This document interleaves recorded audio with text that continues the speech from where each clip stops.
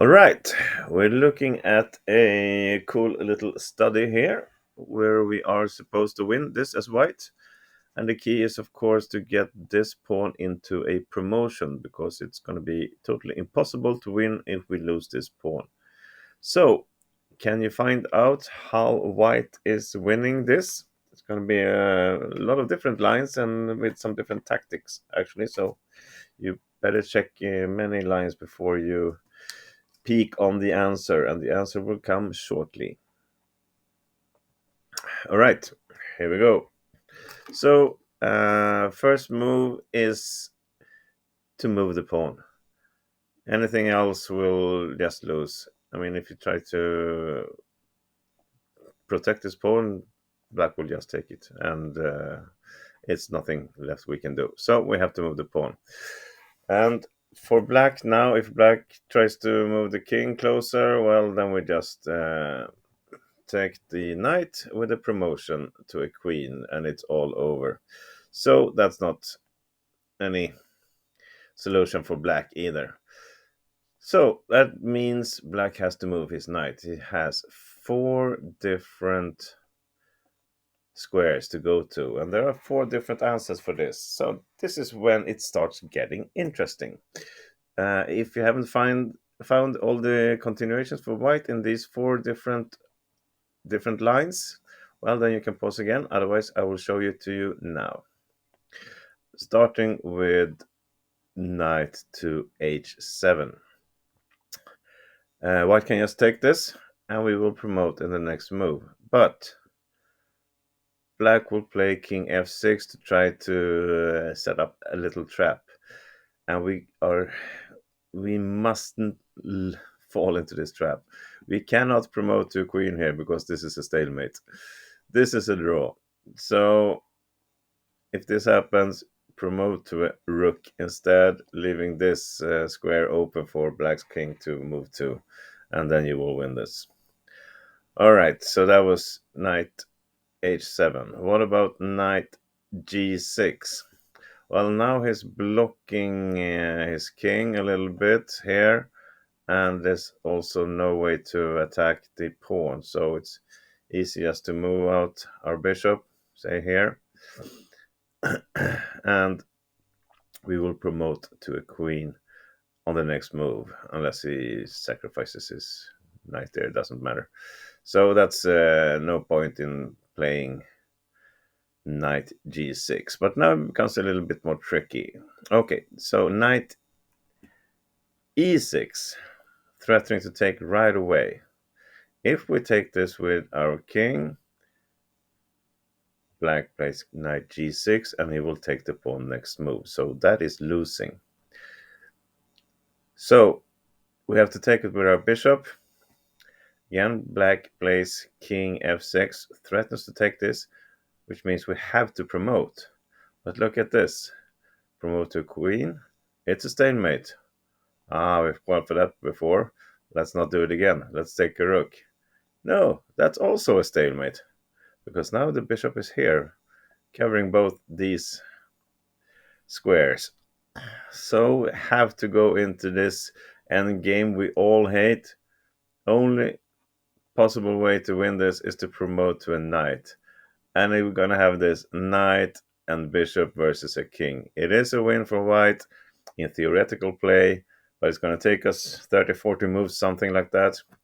And we have to play exact all the time. So, bugger off. That's probably black's best tactic in this position. Just force white to take a bishop and a knight. See, have to prove himself whether he can win it or not. All right, last option. Black plays knight d7. Here we have some different tactics.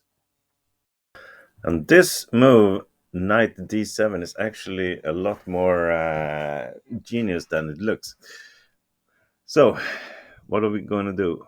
Well, we cannot take it because black will just move his king to g6, take it next time, and it's a draw.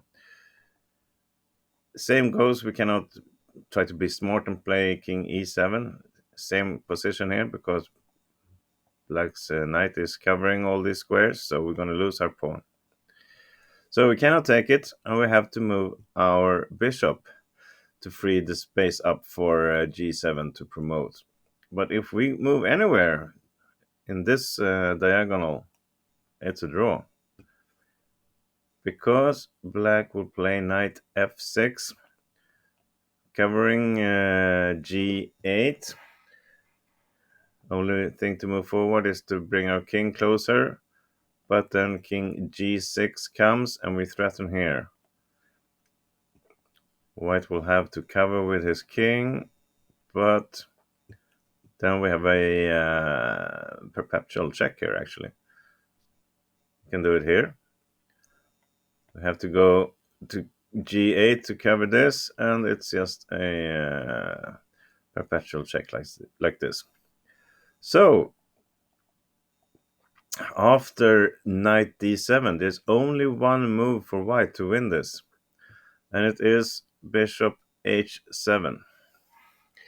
We move away from the g line so we can promote to a queen, but also very important to cover these two squares, and also free up this square for our king to come closer. So the bishop cannot go to f7, has to go to h7.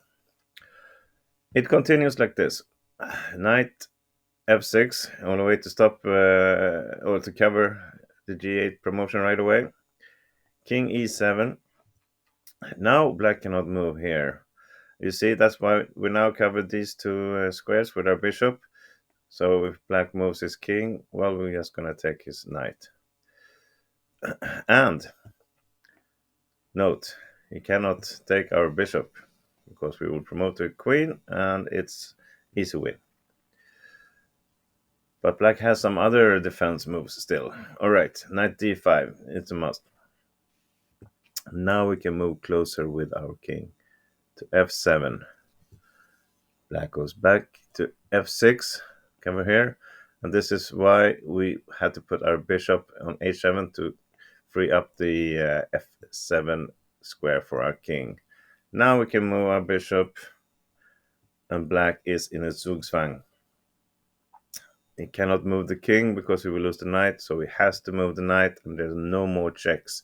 So he has to go somewhere else, or just move somewhere like this. White will promote to a queen, and it's a winner.